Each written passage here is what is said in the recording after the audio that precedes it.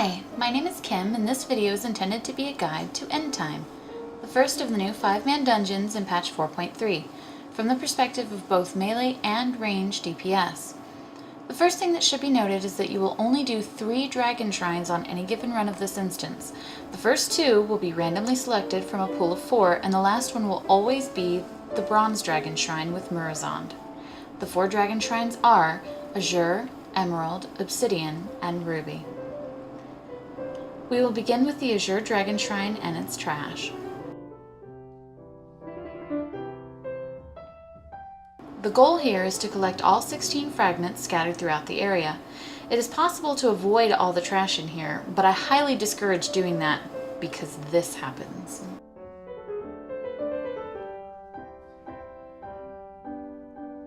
You see here we're fighting Jaina, and some trash starts walking in from behind her.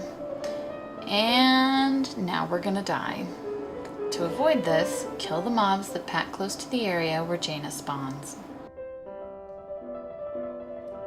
When killing the trash in here, the things to remember are: kill the priest first, because he heals a lot, kill the priest light well, because it heals a lot, and kill the mage, because she's annoying. Other than that, burn them down as you would any other miscellaneous mob. On to Jaina, range point of view first. Jaina's mechanics are easily dealt with as long as you're paying attention to what's going on. When she teleports, she will immediately send 3 large ice shards toward the party. Avoid those, they stun. When the shards are traveling, she begins casting Frostbolt Volley, which can be interrupted. Hint. The final mechanic that Jaina has looks like a fiery bomb on the ground. This must be triggered or it will explode and deal damage to the whole party. Now for the melee perspective. As you can see, the bomb is on the ground to the right of Jaina, and the other melee in our party runs over to detonate it.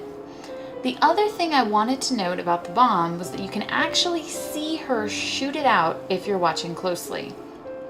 Here we are, attacking Jaina, and she blinks away to shoot 3 icy shards at us. Dodge those and try to get to her quickly to interrupt the Frostbolt volley she's currently casting. Now we move on to the Emerald Dragon Shrine. The trash here is annoying in my opinion because essentially it never stops. When the tank pulls the first pack, a beam of light appears. The mobs need to be killed in that beam of light. For everyone that dies in it, the light gets smaller. Eventually, the moonlight disappears. However, a couple of seconds later, another beam appears in a different location. So you have to run to that beam, dragging the trash with you, to do it again. Continue following the beams around the room, and once you've done them all, Tyrande will spawn on a small pedestal in the middle of the room. Let's look at Tyrande from a range point of view. The first thing you should watch out for is the blue light beams Tyrande shoots towards a random ranged party member. You just need to strafe 1 or 2 steps to be out of the way, and just like Jaina's shards, these stun. Eventually, she decides she isn't doing enough to try to stop you, and she acquires 2 orbs that orbit her and will silence anyone that's unlucky enough to get caught for a few seconds. Once Tyrande is getting low on health, she adds another mechanic, Tears of Elune. These look like blue circles that are falling from the sky. They blow up once they hit the ground, so stay out of them. That being said, I have found that the place to be for this fight is in melee range because you avoid all of Tyrande's mechanics except for the tears. For all you melee, you basically have 1 mechanic to worry about. When she gets low on health, Tyrande will cast Tears of Elune, which, as I said, cause blue circles to fall from the sky. These explode upon landing on the ground, so don't stand where they're falling. Next up, we have the Obsidian Dragon Shrine. The trash in here is completely avoidable, but for some reason, tanks insist on pulling it. Perhaps because DPS can't stay away? So, the large flying dragon has nasty fire breath, stand behind him.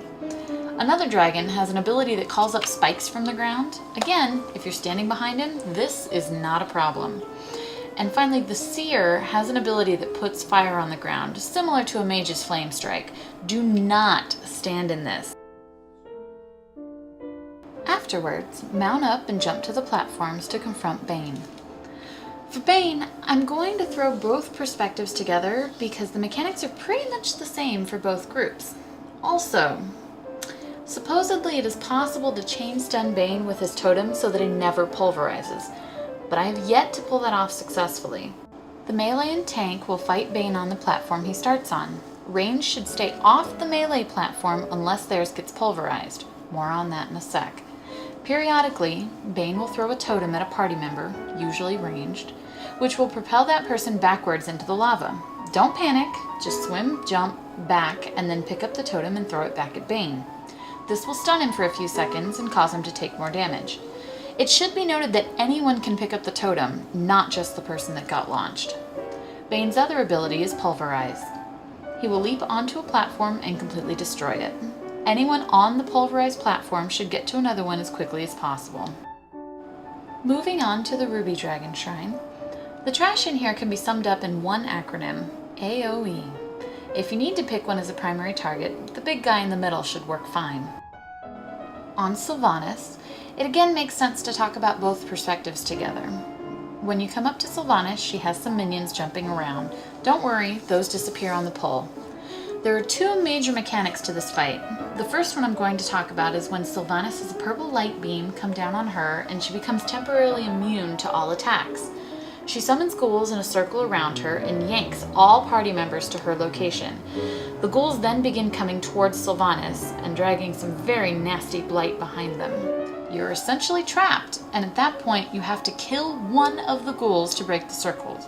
You only need to kill one, so I suggest putting out a marker before the fight starts and having everyone kill the ghoul that spawns closest to that marker.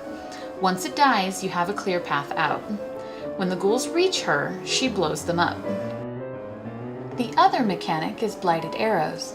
She throws blight on the ground and then shoots arrows at it. Make sure not to stand in that. She does this throughout the fight, but Blighted Arrows will always be the next thing she does after summoning her Ring of Ghouls. Finally, we have the Bronze Dragon Shrine. This one will always be the third and last Dragon Shrine in the instance. The trash is pretty simple, although I would suggest killing the casters first because they cast Temporal Vortex, which is a channeled spell that causes 6,000 damage per second and decreases movement and melee ranged attack speed by 70%. Murozond himself is pretty fun in my opinion, although that might be because you get to pop your cooldowns, except for trinkets, up to 6 times during the fight. That's right, 6. When Murozond is pulled, he casts something called a Temporal Snapshot. Where you are standing when he finishes that cast is where you will be reset to once the hourglass is triggered. The main things to remember are to move out of the gold swirly vortexes on the ground and pop your cooldowns every chance you get. You'll know an hourglass has been used because your picture goes gray, you run in reverse, and one of the hourglasses disappears from the stack of 5 on your screen. You also get a significant haste increase every time the hourglass is used. This concludes my guide. Thank you for watching and good luck!